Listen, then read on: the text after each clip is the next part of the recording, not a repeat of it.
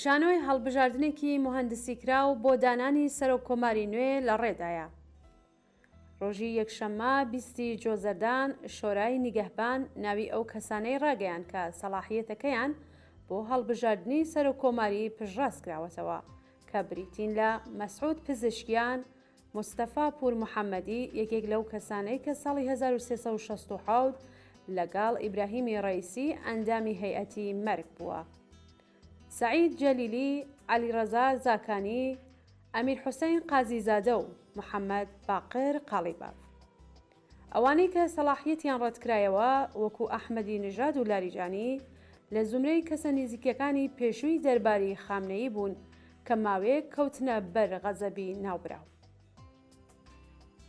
بوونی مستەفا پور محەممەدی لە ناو لیستی کاندیدە پەسەندکراوەکاندا چەدانرابێت یاننا نیشانەی ئەوەیە کە ڕژیم دەیەوێت بەم شێوەیە پەیامێک بۆ خەڵکی ئێران بنێرێت و پێیان بڵێ کە ڕێبازی ڕەیسی وەکو جەلادی 67 بەردەوام دەبێت.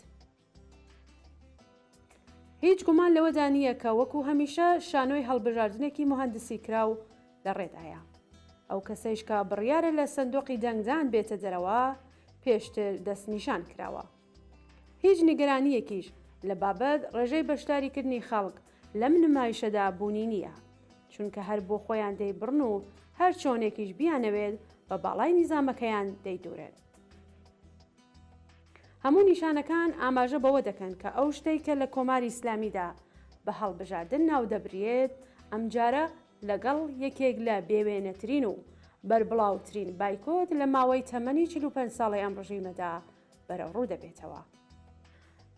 بەڵام ئەم شانۆی هەڵبژاردنە لە کاتێکدا بەڕێوە دەچێت کە ڕژیم لە دۆخێکی زۆر دژواردا بەسەر دەبات.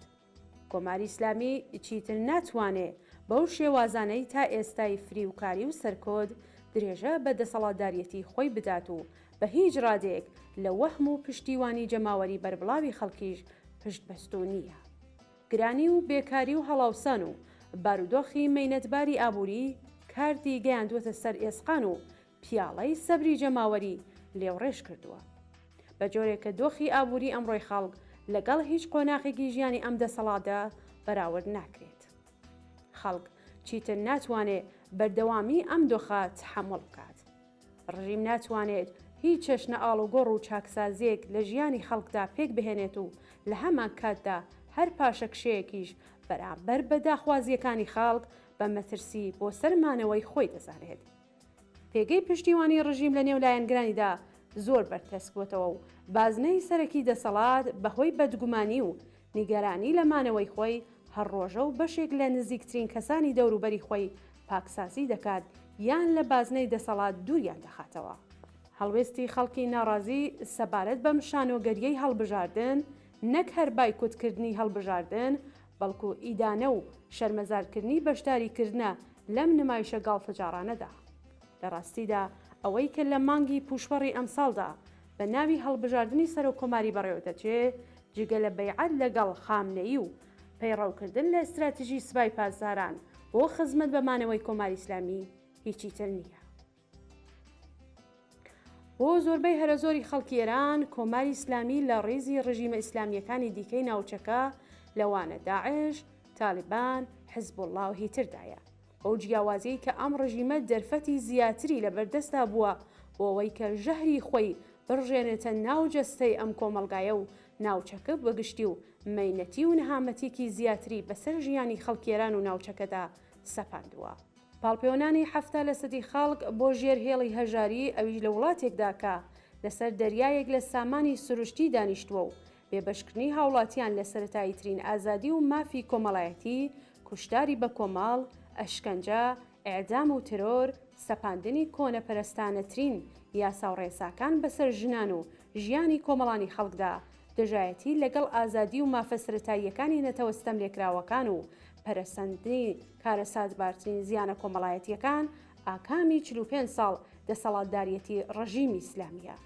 تایبەتبەندی ئەم نمایشەی هەڵبژاردنە بە بەراورد لەگەڵ نمایشەکانی پێشوو ئەوەیە کە ئەم جارە ئاستی بەشداری خەڵک لە هەڵبژاردن و نمایشی دموکراسی و هێتد ئەولەویەتی ڕژیم نییە، کێشەی بەشداریکردن لە ڕێگەی ئەو فێڵ و فریوکاریانەی کە بۆ هەمووان ئاشنان چارەسەر و مهندسی دەکەن، بەڵکو کێشەی ڕژیمەوەیە کە بتوانێت لە هەموو ئاستەکاندا خۆیان بۆ ئەو ڕوبەڕووبوونەوە چارە نووسازانە ئامادە بکەن کە چاوەڕێی دەکەن.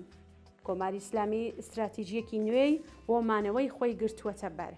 ئەگەر لە ڕابردوودا وەهم و فریودانی جێگەیەکی لەم استراتیژیەدا هەبوو، ئەمڕۆ ئیتر تەنیا پشت بەستوو بە ئامرازەکانی هەڕەشە و زاڵکردنی فەزای ترس و تۆقاندن و سەرکوتە. بەڵام ئەوەی کە تا چە ڕادێک دەرفەتی دەبێ ئەم استراتیژیە لە ڕەهەندە نوێەکانیدا جێبەجێ بکات و ئەگەری جێبەجێ کرد تا چەندە کاریگەر دەبێت بێگومان لە ژێر پرسیاردایە. هەروەکو چۆن لە دوای کوشتاری بەفرانباری 96 و ڕزبەری 98 نەیتوانی خەڵکی ناڕازی چاوترسێن بکات و شۆڕشی ژیان ئازادی سەری هەڵدا. لە ڕەوتی شۆڕشی ژینادا دەیان هەزار کەسی دەستگیر کرد و زیاتر لە 600 کەس گیانیان لەدەستا و دەیان هەزار کەسیش بریندار بوون. بەڵام سیاسەتی سەرکۆت تەنانەت لەم ئاستەیشدا نەیتوانیوە خەڵک لە خەبال لە پێناو گەیشتن بە دروشم و داواکاریەکانیان دڵسارد بکاتەوە.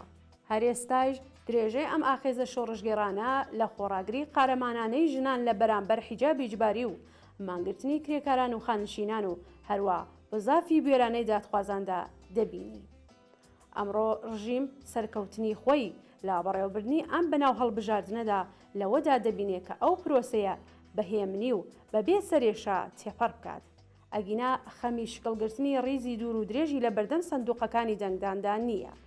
سپاییەکان، بەسیجیەکان، ئەرتش بەشێک لە دەست و پەیوەندیەکانی سەر بەدام و دەستگاکانی ڕژیم و بنەماڵەکانیان بەردەوام بۆ وەڕێخستنی نمایشێکی لانی کەمی بەردەستن و ئەم جارە هەر ئەوەندە بەسە بۆیان کە لەگەڵ کێشەی دەنگی منکووا بەرەوڕوو نەبنەوە. خەڵک دەنگ بە ڕژیمێکی گەندەڵ نادەن کە لە ماوەی 45 ساڵ دەسەڵاتدارەتی خۆیدا زیاتر لە 70% خەڵکی ئێرانی خستووەتە ژێر هێڵی هەژاری و جگە لە بێبەشکردن و زەوتکردنی ئازادی و مافە سەرەتاییەکانی ئینسان، ئەشکەنجە و کوشتار و ترۆر هیچی دیکەی لە کارنامەیدا نییە.